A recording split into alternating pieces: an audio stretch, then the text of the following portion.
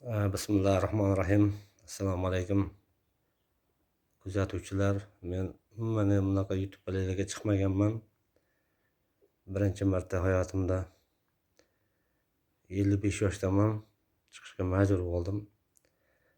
Samarqand viloyati Ishtixon tumanida yashayman, shu qishloqda.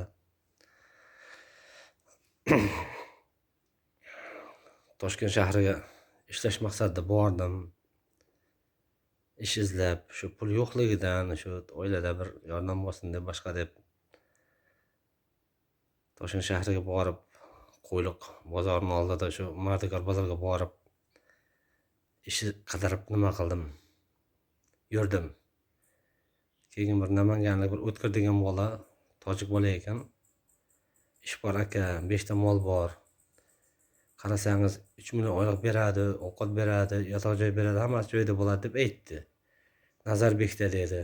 Telefon qilaman dedi. Mayli dedi, rozi bo'ldim. 3 millionga bordim. Taksi pulini berib kutib olib qoldi. Dolarom degan qiz. 94-yil ekan. Otasi Amerikada ekan, akasi Amerikada ekan. Yana bitta singlisimi opa 3 kishi bir uydan Amerikada ekan, Amerika Qo'shma Shtatlarida ekan. Men ham xursand bo'lib, endi yaxshi pul ishlab ketaman deb ishladim shu yerda. Enasi 71-yil ekan. Men 72-yilman, mendan bir yosh katta ekan. Saida Rametovaga o'xshaydi ekan, basharasi. Ishlab yurdim, eri bor ekan. Azizxon degan, Aziz degan yigit ekan, bedanani yaxshi ko'rardim. Muhammad Aminning farzandlari bor ekan, bir qizi bor ekan. Oq Kia mashinada yuribdi. Menga tushuntirdi, ishlarni qildim. Ishlab yurdim. Tekshirdim. Pul beradilarmi, yo'qmi, sekingan akkuratni. Boylar bizlarda qanday tekshirsa, biz rabochilar ham shunday tekshiramiz boylarni. Unchalik chata ilimadi yuragim. 10 kun ishladim, 1 million pul bo'ladi. Avans so'radim. Bo'lib 400 ming bergan bo'lsa, 600 ming so'm pulim qolib ketdi Nazarbekda. Nazarbek sentrdan где-то bir 3-4 kilometr chap tarafga yurar ekan, mostdan o'tmasdan chap tarafga yurar ekan. Dolarom degan shu do'konlarga qatiq tarqatib, sut tarqatib, sutlar olib qatiq qilib nimalar qilar ekan. Nima desa aytganini qildim, mollarga qaradim, naqadim, ish og'ir. O'yinchoq emas. U molni go'ngini chiqaradigan arvani o'zi 150 kilogramm chiqadi. Uni ustiga yana 150 gramm yuk ortasan. Tortib ko'chaga olib chiqib, nariga to'kib kelish kerak. Qiynaldim, ishladim men mayli deb. Rozi bo'lib. Yaxshi ovqat beradi o'zlari. Nima esa shuni berib, yaxshi rahmat uchun. Lekin pulimni bermasdan 600 ming pulim bo'lib qolgan. Kecha telefon qilyapman. Men senga berganman, O'tkirga berganman. Bu nima ahvol bu? Qishloqda bizda nima bor? Toshkent viloyatida mol boqadigan odamlar, sizlarga bitta gapni aytaman. Hamang it bo'lib ketasan yaqinda, o'ylanma. Dolaram, sen ham kuchuk bo'lasan ko'chada, sakrab bo'lasan. Hech joyga bora olmaysan, o'ylama. Allohning farmonidan qochib ketamaysan hech qayerga. Chinozda ishladim, Eler degan bitta it bor ekan, it. 110 ta qo'y bor, 8 ta mol bor. Bunday qilaman, 9 ming so'm pulib qolib ketgan. Uying kuysin, bolani go'rga qo'ymasang, Alloh rozi emasman. Ko'chada it bo'l, logistikda ishlaydi ekan u, harama. Chinozdan nimalarni bolalar bo'lsa bilib olsin, eshitib qolsa. Eler degan bitta o'zicha qora jentarada yuradilar. O'zlaricha. Chista giyohvand qasamxo'r bola. 9 ming pulim qolganidan qiyomatda so'rab olaman. Nazarbekka qaytamiz. Dolaram. Men ko'rdim, mehnatimni qilganimni, shu yerda xiyonat qilmadim. Bir narsani ilishni deb yana qilmadim. Pulimni ber. Kecha men senga nima deb aytdim? YouTube'da ko'rasan o'zingni yaqinda. Nazarbekda normal bir odamlar bormi? Ichki ishlar xodimlari yo boshqa davlat xavfsizlik xodimlari. Otabek Umarov, qayoqqa qarayapsiz? Bularni ham bir tekshirib qo'ying. Qishloqdan kelgan bolalar bitta it qilib ishlatib, pulni bermay. Saida Mirzayeva, singlim bir qarab qo'yingizlar misal atrofga ham.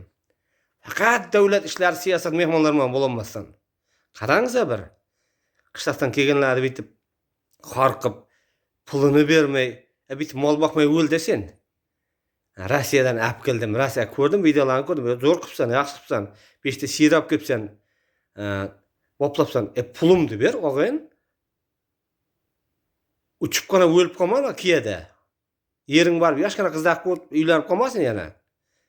Men Samarqand aytyapman. Men senga предупреждение berdim. Dalaram, pulumni ber. 600 ming so'm qishloqdan normalniy pul hisoblanadi. Men uchun shaxsan. Boshqa uchun ham bunday qilmanglar endi. Men Toshkent viloyatida qozoqlar, o'zbeklar hammangni uying kuyib ketadi yaqinda. Eshitib yuribman, nechdan pulni bermay, kidat qilib, qasamxo'rlik qilib, tuhmat qilib uying kuyib ketadi yaqinda. Qiyomatda go'rga kirganda munkar mana nakir degan farishta chiqadi ikkita. Ana shular so'raydi. Munkar, nakir. Qiyomatgacha ana shular o'sha tergovchi bo'lib ishlaydi qabrda. Ko'mdi 7 metr ketdimi, bir tep o'g'atadi birdan. Dalaram, umring uzoq bo'lmaydi. Bersang yaxshi gap bilan ber, bermasang Xudodan topasan. Zangatan aslanasini shipirganman, xizmat qilganman. Imom Buxoriyda ishlaganman. Maxtum Azzamda xizmat qilganman 12 yoshimdan beri, Xudoga shukr. Pulimni ber. 600 ming so'm pulim senda turibdi. Qiyomatda bir gap bo'ladi o'ylama. Mana shu yerda bir gap bo'ladi birinchi. Ko'taring chiqib ketmasin. Ehtiyot bo'l. Uzr, sal asab qildim.